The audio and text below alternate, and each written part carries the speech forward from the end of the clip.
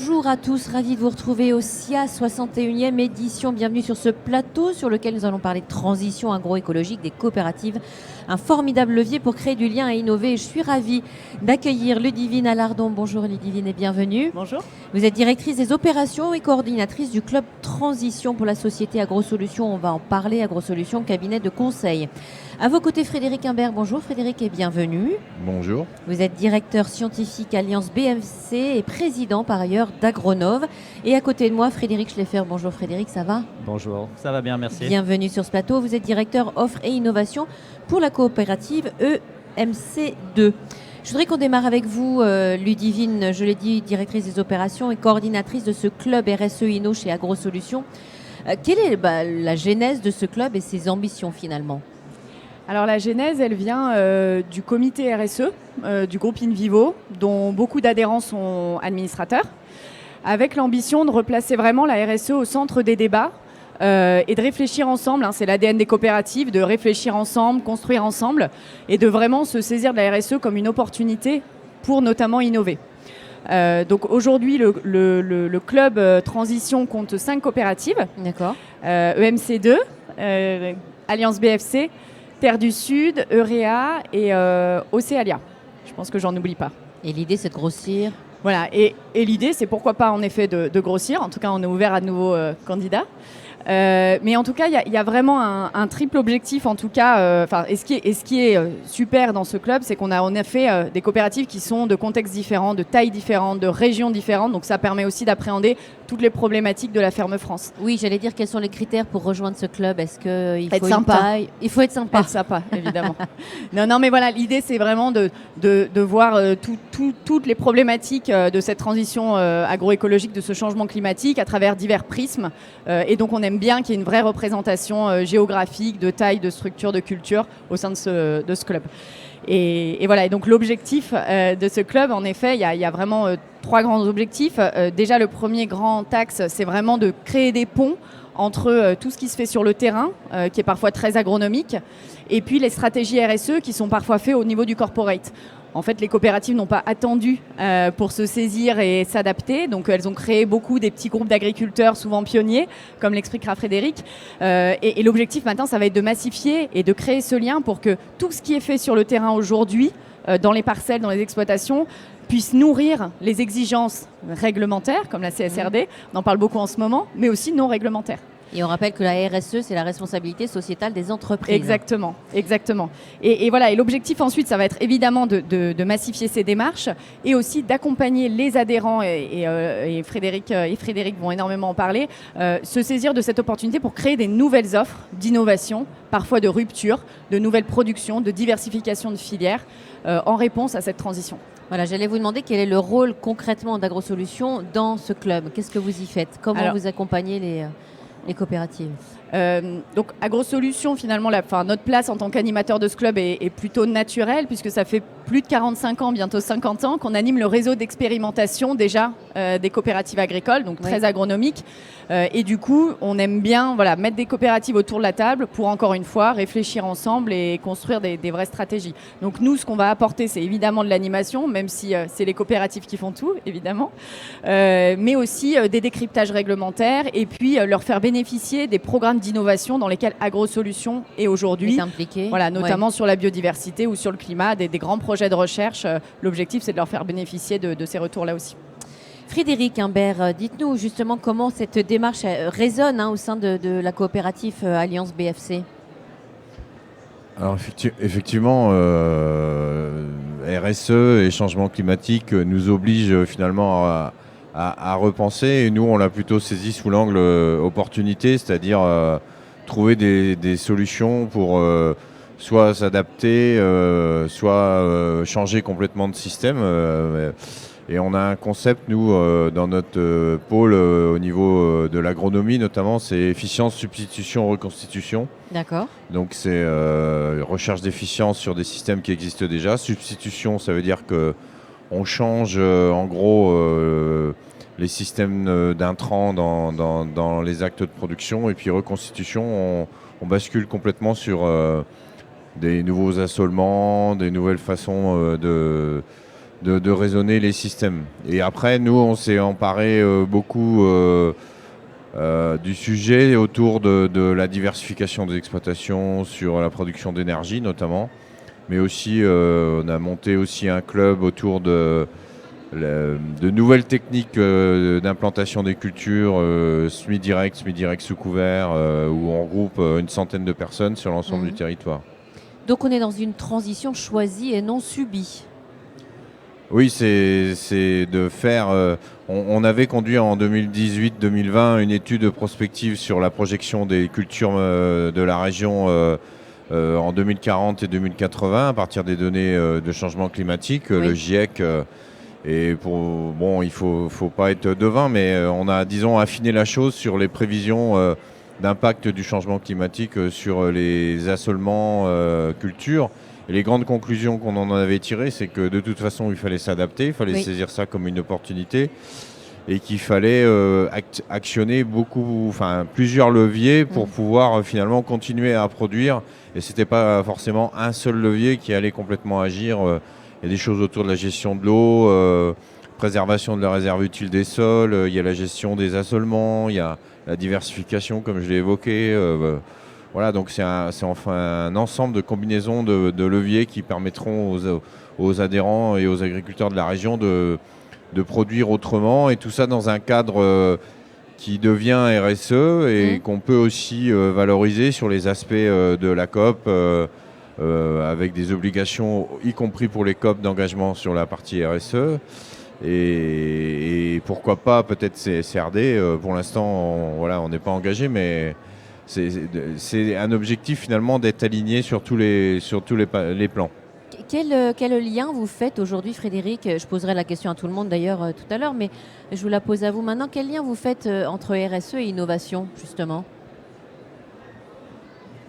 Le lien, c'est qu'on teste et on expérimente aussi avec l'appui d'Invivo des nouvelles solutions, quoi. Oui. Et on teste des nouveaux systèmes de culture. On a aussi conduit depuis 13 ans de l'expérimentation en bande système agriculteur autour du semi-direct, de l'allongement des rotations, des couverts. Et après, aujourd'hui, quand on a démarré ça en 2012-2013, la RSE, on n'en parlait pas, quoi. Je veux dire, c'était plus pour finalement adapter les systèmes de production. Et aujourd'hui, ça devient une opportunité dans le cadre de la RSE, et c'est là qu'on fait le lien.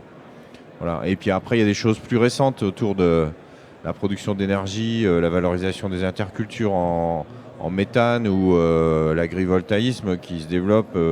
On voit là sur le salon, il y a quand même, c'est un des gros enjeux aussi. Les sujets vraiment émergents. Puis après, la valorisation en décarbonation, et puis toute la construction des méthodes d'évaluation sur l'impact carbone des changements de système de culture, quoi. Avec un objectif de réduction à moins 20% à 2030. Oui, et 2030, c'est demain.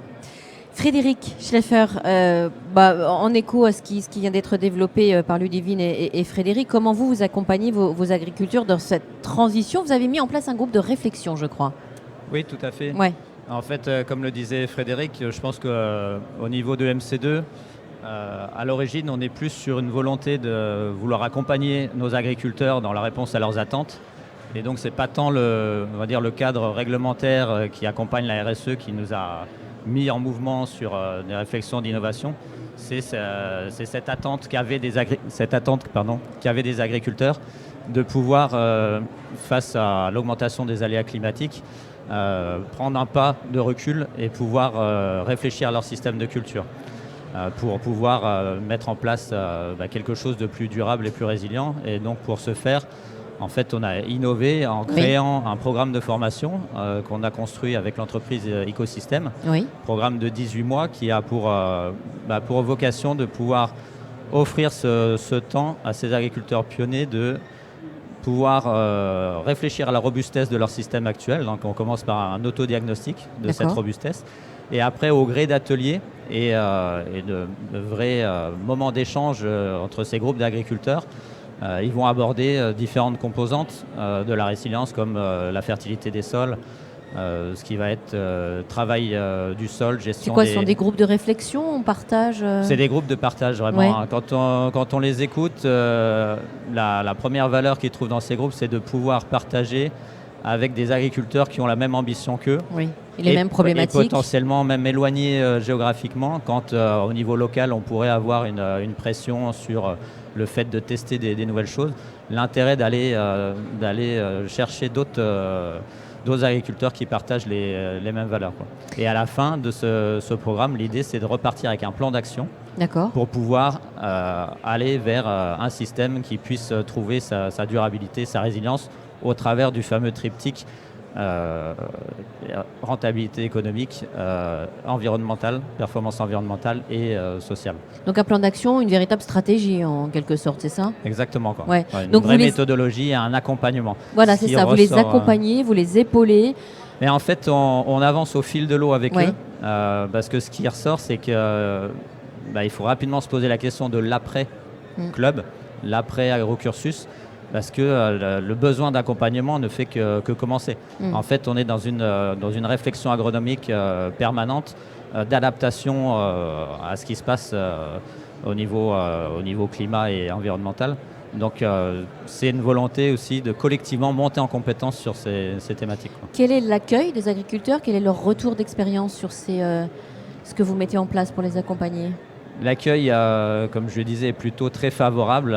Ils trouvent que le parcours est riche, dense. Il y a quand même un engagement personnel de leur part à trouver le temps de se déplacer. Mais on a aussi pensé à quelque chose d'hybride, hein, qui marie des bases de connaissances digitales mises à disposition, des parties webinaires, mais des moments aussi physiques de se retrouver sur des essais communs, Ils ont le temps des tours de faire plaine. ça? Ils le Comme prennent. je dis, c'est un engagement, mais ils le prennent parce qu'il y a une valeur, Ouais, c'est important. il y a un partage et il y a des solutions qui émergent, hein. Je pense qu'on aura l'occasion d'en reparler, mais le mot coopération, il prend tout son sens quand on parle d'innover et de trouver des solutions. Et c'est un peu ce qu'on retrouve aussi, ce qu'on a voulu retrouver dans le club Transition avec InVivo, c'est de pouvoir à un autre niveau partager ensemble sur des retours d'expérience, parce que là, on embarque des pionniers, on va dire, Oui. naturellement se mettre en mouvement, mais l'idée, c'est d'embarquer plus massivement derrière, fort de ces premières expériences, des gens pour qui il aura fallu peut-être un peu plus défricher et rassurer, quoi. Et justement, Ludivine, quel lien vous faites, vous, on en a parlé avec Frédéric tout à l'heure, mais entre RSE, innovation et vos adhérents? Si vous m'entendez, Ouais. très bien. Je rejoins complètement ce que vient de dire Frédéric. En fait, c'est vrai que l'être humain est fait de tel que c'est souvent quand on est vraiment au pied du mur qu'on devient très créatif. Donc c'est ce qui est en train de se passer aujourd'hui avec le changement climatique qui est évidemment présent et qui redessine complètement nos campagnes françaises. Et donc finalement, ce changement climatique-là permet d'être en effet très créatif et du coup, il va falloir innover, ça c'est sûr. Et les coopératives, encore une fois, n'ont pas attendu parce que la coopérative a cette originalité qu'elle compte des adhérents. Voilà, c'est son modèle qui est construit comme ça. Des adhérents qu'il faut fidéliser. Le modèle existe depuis très longtemps. Il y a un gros enjeu aujourd'hui des coopératives de fidéliser les adhérents, de les embarquer et qu'elles soient toujours aussi présentes dans toutes les animations que mettent en place les coopératives. Et donc, en effet, ça passe par des nouvelles offres de production, de la diversification, des nouveaux circuits de distribution, mais aussi par la formation. Là, ce que dit Frédéric, c'est évident. C'est-à-dire qu'aujourd'hui, peut-être que les adhérents viennent un petit peu moins aux assemblées générales, mais finalement, ce genre d'événement-là où ils voient tout l'apport que ça peut leur donner dans leur culture au quotidien, là, ils sont présents. Frédéric, je crois que vous avez mis en place des démonstrateurs. Est-ce qu'on peut en parler? Oui, alors c'est vrai que de toute façon, comme le disait Frédéric, on va beaucoup dire Frédéric en fait, hein, Bah oui. Frédéric 1 et Frédéric 2. voilà. La team Frédéric. Mais ouais, ce que je disais, c'est effectivement, on embarque d'abord les pionniers, quoi, donc ceux qui sont entre guillemets faciles à convaincre. Et l'enjeu, c'est quand même d'emmener, comme l'a dit Fred, c'est d'emmener tout le monde et d'emmener l'ensemble des producteurs. Donc effectivement, on a mis en place des démonstrateurs, notamment sur la production d'agrivoltaïsme. Oui. Et puis donc là, en fait, on teste des itinéraires culturaux. Alors soit autour de la rotation, en fait on a 3 démonstrateurs 2 sous type canopée où on cultive sous les panneaux et un où ce sont des haies de panneaux pour lesquels on cultive entre les panneaux. Et donc, c'est de l'agrivoltaïsme. Ouais, c'est de Hein, l'agrivoltaïsme. Ouais. Donc on produit de l'énergie électrique et on produit aussi de l'énergie alimentaire. J'ai Sachant que souvent les projets- l'habitude de dire que les agris produisent de l'énergie depuis longtemps. Et pour la traction animale, il y a très très longtemps, quand ils utilisaient les chevaux pour faire les travaux dans les champs, ils produisaient déjà l'énergie de la traction animale. Bien sûr. Et même aujourd'hui, dans les filières actuelles, telles que le colza par exemple, qui sert pour 60% du volume à faire du colza diester, donc de l'énergie de diesel, enfin de gasoil, pardon. Et en fait, là, on continue à cumuler finalement la production d'énergie électrique. Et on améliore aussi l'efficience de rendement énergétique d'utilisation de la lumière et des photons naturels. Si on transforme ça en kilojoules, il y a un rapport de 1 à 100. Et donc après, l'idée, c'est de développer chez plus d'agriculteurs en fonction des systèmes de production qui sont existants, en fonction de la localisation, etc. Sachant que les projets agrivoltaïques, il faut quand même le préciser, c'est long à mettre en place. Hein. Ça prend des oui, années. c'est très très long. Ouais. Ouais. C'est très très long, mais de toute façon, vous savez, changer un système de production et passer du Ça prend semi-direct, du temps. du Ouais. labour au semi-direct, pardon, par exemple, nous, dans nos expérimentations, les résultats montrent qu'il faut 10-12 ans pour inverser un système et retrouver plus de fertilité dans le sol, augmenter la matière organique. Ça se fait pas du jour au lendemain, c'est très ça. très long. Hein. Ouais. Frédéric. C'est bon. Oui. Je pense que c'est ce temps long d'adaptation qui fait aussi qu'on parle souvent des besoins de financement et d'accompagnement des agriculteurs. Si la première vague pionnier, on va dire, elles sont venues à réfléchir sur leur système pour les aligner avec leurs valeurs et que ces gens-là sont aussi des entrepreneurs et ont peut-être une facilité à assumer un certain risque, on ne peut pas comprendre aujourd'hui que les agriculteurs soient les seuls à assumer ce risque financier. Et quand il va falloir embarquer la vague suivante, il va falloir être rassurant là-dessus, et notamment sur cette performance éco. Et donc, ça passe aussi par des démarches auprès de l'aval, d'aller chercher ces premiums-là. Ça passe par ce qu'on évoque régulièrement, les services écosystémiques rendus. Oui. Et moi, j'étais agréablement surpris au salon hier sur une conférence de commencer à entendre parler du statut de paysan-chercheur et de la capacité à drainer directement des flux financiers vers ces premiers agriculteurs pionniers pour dérisquer un petit peu avec eux et prendre une part de ce risque lié à l'innovation. Frédéric. Oui, parce que d'abord en agriculture, quand on fait une expérimentation, c'est pour une année. Hein. C'est pas comme dans une usine. Hein. Vous recommencez la semaine d'après ou le lendemain sur la chaîne de production. Là, en fait, on fait un cycle d'une année. Donc, le cumul des résultats est long. Et puis, c'est aussi l'idée d'expérimenter et d'acquérir de la référence pour justement ne pas faire les erreurs, expliquer aux futurs qui adopteront les nouvelles techniques que telle pratique, il ne faut pas la faire, etc. Et conseiller mieux les adhérents pour justement dérisquer le changement, quoi. L'adaptation, finalement, c'est la clé pour innover aujourd'hui. Oui, c'est l'adaptation, mais peut-être aussi la reconstitution hein, dans certains cas. Peut-être qu'il y a des zones géographiques où il va falloir déconstruire pour reconstruire. Ouais. Frédéric. L'adaptation, elle est liée à la nécessité d'évoluer avec un contexte lui-même nouveau. Qui dit nouveau dit innovation, chercher des nouveaux équilibres. Et on revient sur le parallèle assez évident entre RSE et innovation. Ludivine, vous me dites... Pardon, allez-y Frédéric. Comment on transforme ça aussi en pédagogie auprès du consommateur pour qu'il comprenne bien que quand il achète un produit fait par nos adhérents, en fait c'est différent d'un produit importé par exemple, sûr, parce qu'on peut aussi parler de ça. Je pense qu'on a déjà globalement quand même des systèmes très durables par rapport à d'autres systèmes de production européens ou mondiaux encore plus.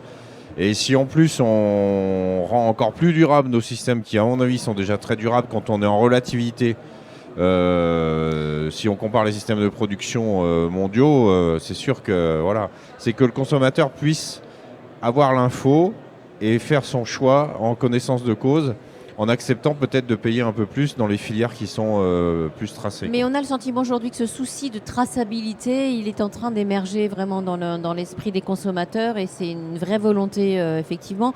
Ludivine, vous me disiez aussi qu'il y a un aspect déculpabilisé. Il faut aussi déculpabiliser les agriculteurs. Chacun avance à son rythme et à sa manière et ça, c'est bien normal. C'est important pour vous dans ce club.